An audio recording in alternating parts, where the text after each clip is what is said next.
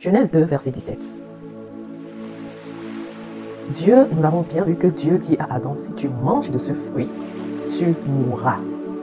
Alors, effectivement, Adam a mangé du fruit que Dieu lui avait interdit et il est mort. Les personnes peuvent te dire aujourd'hui, ce n'est pas vrai parce que tu continues de vivre, tu continues de faire des exploits, tu continues de réaliser, tu as beaucoup de réalisations et tu vis une vie sans problème. Mais une chose est certaine, pour Dieu, la race de Adam a été complètement condamnée à la mort.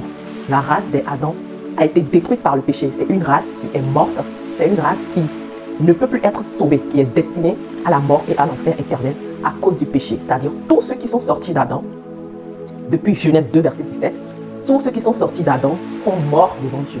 Ils sont des vivants, mais pour Dieu, ils sont morts et après leur mort, ils sont encore destinés à ce que Dieu appelle la seconde mort. Mais depuis le sacrifice de Jésus-Christ sur la croix, Dieu a voulu sauver cette race. Dans son immense amour, Dieu a voulu sauver cette race, la race des Adam.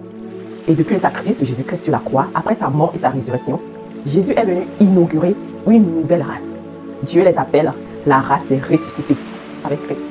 Jean 3, verset 18. Romains 6, verset 23, car le salaire du péché, c'est la mort.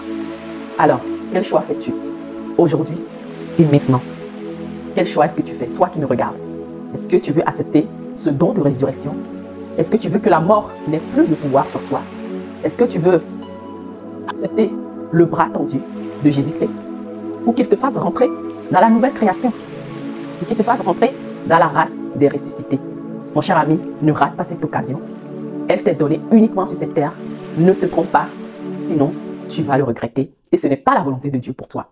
Alors, accepte Jésus personnellement dans ta vie parce que le salut est personnel, comme on le dit toujours.